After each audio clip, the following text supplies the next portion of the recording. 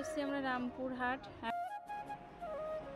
Hello everyone, good morning. কেমন আছো সবাই? আশা করছি সবাই খুব ভালো আছে, আর আমরাও কিন্তু বেশ ভালো আছি। ঘুরতে আসলে কে না ভালো থাকে, তাই না? তো যাই হোক, আমি রেডি হয়ে গেছি। এই দেখো, এই কুর্তিটা পরলাম, আর এখন আমরা বেরিয়ে পড়বো। ওই যে তোমাদের দাদাভাই রেডি, আমার সোনা পাপা রেডি হয়ে ওরা একটু ফোন দেখছে।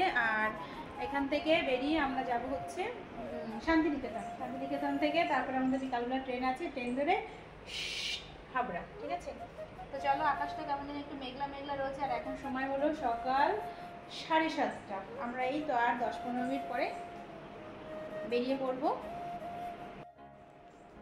এই যে হলো আমাদের লাগেজ। বাবা কি ভারী হয়েছে গো! কালকে ওই যে দুটো ফটো কিনেছিলাম না, ওই ফটো দুটো রেখে প্রচন্ড ভারী হয়ে গেছে। ওহো, কি গো, ভালো লাগছে না মন খারাপ করছে? ঘুরতে আসবে একটা আনন্দ, তাই না? এই শোনা, আবার ঘুমায়, ওর আর ঘুমিয়ে হচ্ছে না। সেই কালকে কত তাড়াতাড়ি ঘুমিয়ে পড়েছে। চলো, চাবি খুলে দিয়ে যাবা? তো আমরা বেরিয়ে পড়েছি এখন। তোমাদের দাদাভাই রয়েছে রিসেপশনে, তো ওখানে হচ্ছে মানে পেমেন্ট করছে। ঠিক আছে, দেখো আমাদের ব্যাগটার কি অবস্থা। এই যে এটা উঠছে না, এখন রুমাল দিয়ে টেনে টেনে নিয়ে তাই যাচ্ছে বেচারা। ব্যাগটা হয়ে গেছে জম্ম ভারী। শোনা শোনা, মন খারাপ করছে? বাড়ি যাবি? সেই তো, বাড়ি গিয়ে আবার বই পড়তে হবে, ম্যাম আসবে, কি কষ্ট, তাই তো। চলে এসেছি আমরা রামপুরহাট, এখন ট্রেন ধরবো। আগে খাবো হচ্ছে ডালপুরি, তারপরে ট্রেন ধরবো। তো আমাদের ডালপুরি খাওয়া হয়ে গেছে, আর 20 টাকায় 3টে ডালপুরি। কি দারুণ যে খেতে, তোমাদেরকে কি বলবো। যাই হোক, তারপরে আমরা ট্রেনে উঠে পড়েছি, আর এখান থেকে যাব হচ্ছে সোজা বোলপুর থেকে চলে যাব হচ্ছে টোটো ধরে শান্তিনিকেতন।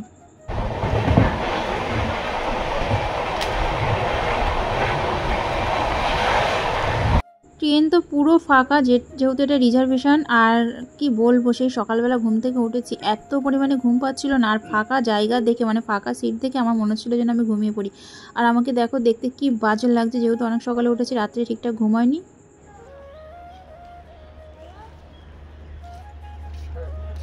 ট্রেন থেকে নেমেছি হচ্ছে বোলপুর। এইবার আমরা যাচ্ছি কঙ্কালীতলা। বাপরে বাপ, পড়ে যাচ্ছিলাম। দেখোনি কোনোদিন ট্রেন?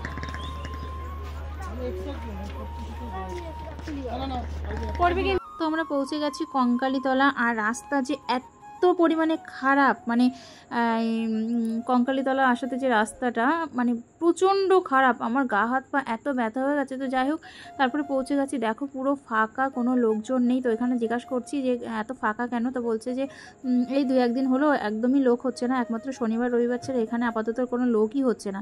তো ভীষণ মন খারাপ হয়ে গেছে, যে কি আর করব। কি যে দুঃখ পেলাম, কি বলবো। যার জন্য এলাম, মেন আসার কারণ হচ্ছে আদিবাসী নাচটা দেখার জন্য। আর আদিবাসী নাচ করতে হেভি লাগে। তো আসলাম, দেখলাম না। কপাল খারাপ বলো আমার? তোমার কপাল, আমারও খারাপ। খুব ভালো লাগে। ও আদিবাসী নাচ দেখতে খুব ভালোবাসি। পেটটা মনে হচ্ছে 10 মাস। তো কি আর করবো, একটুখানি ঘুরে এখান থেকে বেরিয়ে যাবো, মানে সকাল সকাল বাড়ি চলে যাবো আমরা। নদীটা দেখে সেই ছোটোবেলার কথা মনে পড়ে গেল। সেই রবীন্দ্রনাথ ঠাকুর এই নদীটা দেখেই লিখেছিল এই ছড়াটা, আমাদের ছোট নদী চলে আঁকে পাকে, বৈশাখ মাসে যেন হাঁটু জল থাকে।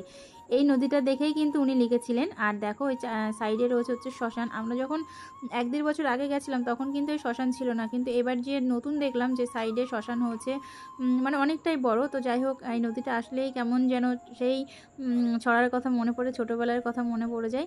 আর এটা হচ্ছে কঙ্কালীতলাতেই, একদম কঙ্কালীতলা মন্দিরের পেছন দিকটাই রয়েছে। আর এই দিকে দেখো পুরো ফাঁকা, মানে কি দেখাবো আর কি করবো বুঝতে পারছি না। ইচ্ছা ছিল একটু আদিবাসী নাচ করব, সেটা হলো না, একটু দেখবো, সেটা হলো না। দূর, ভালোই লাগছে না। আসো,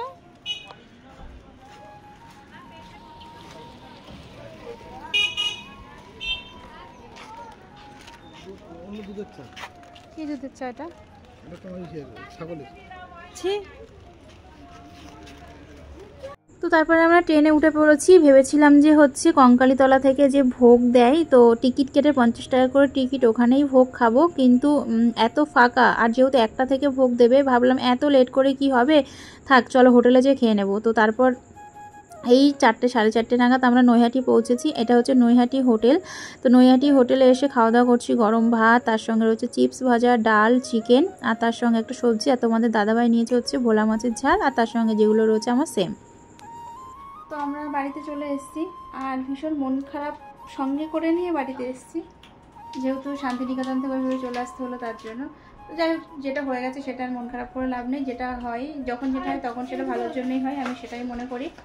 তো বাড়িতে এসে চেঞ্জ করলাম, ফ্রেশ হলাম, ফ্রেশ হয়ে একটু চা খেলাম, তারপরে দেখো একটা জিনিস দেখায়। বাড়ি এসে দেখছি মিশো থেকে এই স্টিকারটা এসছে, মানে অর্ডার করা ছিল। তাই তোমার দাদাভাই লাগিয়ে দিচ্ছে এসিতে, লুক চেঞ্জ হয়ে যাবে বলো। খালি গায়ে আছে, ওর জন্য দেখাতে পারছি না। ভালো করে ঘষে মেজে স্নান করলো, গায়ে যা গন্ধ ছিল, বাপরে বাপ। বাইকে বসেছি, এটা বমি পেয়ে যাচ্ছিল আমার। ওই তো হয়েছে তো, তাড়াতাড়ি ঘুম পাড়া। এই জায়গায় ভাঁজ পড়ে গেছে, এটা ভাঁজ পারবে? বোঝা যাচ্ছে না দূর থেকে। তুমি নামো, খাটের থেকে নামো। ঠিকই তো আছে, দেখো। বুঝবা না, তোমার যদি সেটু বোধ হতো।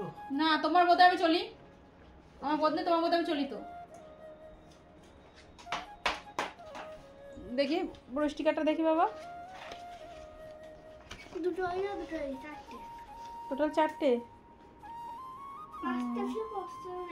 খুব সুন্দর লাগছে, কিউট কিউট। তোমার মতন মানে তোর মতন। বাড়ি এসে দেখছি এইটার উপরে ধুলো ভর্তি হয়ে গেছে, দেখো এখনো মুছতে পারিনি। ছাতাটা এখানে রেখেছি, তোমাদের দাদা ভাইয়ের কাজের জিনিস তাড়াহুড়ো করে রেখে গেছি। আর এই দেখো প্রসাদ, সবাইকে প্রসাদ দেবো, মা বাবাকে দিলাম, আমরা একটু খেলাম, আর হচ্ছে সবাইকে দেবো, বাড়ির সবাইকে। ঠিক আছে, তোমাদেরকে তো একটা জিনিস দেখানোই হয়নি। হ্যাঁ সুন্দর হয়েছে, এই দেখো এই চুড়িগুলো কিনেছিলাম, এত পছন্দ হয়েছে। আর আমি এমন বোকার বোকা, শুধু বাড়ি আসার পরে মনে হয় যে আর এক জোড়া নিলেই ভালো হতো। দেখো, আর 1 ডজন, সরি, এই যে 4টে 5টা, আর 5টা নিলে কত ভালো হতো। এই 5টা নিয়েছে 50 টাকা, না সরি 60 টাকা, 60 টাকা নিয়েছে। এরকম সেম যদি আরেকটা নিয়ে আসতাম বা অন্য কালার নিয়ে আসতাম তাহলে পরতে পারতাম। তোমার দাদাভাই বললো, আমি বোকার মতন করলাম, নিলাম না। কেমন লাগছে অবশ্যই কিন্তু জানিও। আর ফটো নিয়েছি, দেখাবো, দাঁড়াও। দেখেছো মা ফটো? ও খুলছো? মা এখন সন্ধ্যা দিচ্ছিল, এই যে, না সরি গোপাল সেবা দিচ্ছিল। কি দিয়েছো আজকে? বাতাসা।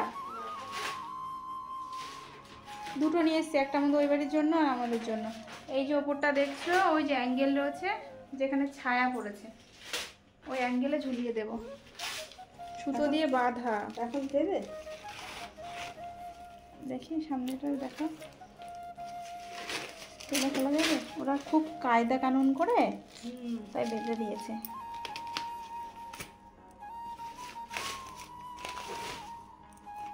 ওই বাড়িটা রাখবো কি করে, ধুলো পড়ে যাবে না তো? পেপার দিয়ে আবার বাঁধতে হবে, দড়িগুলো ফেলা যাবে না। ঘোরা দুটো, হ্যাঁ মাঝখান দিয়ে করো। এই দেখো দুটোই একই,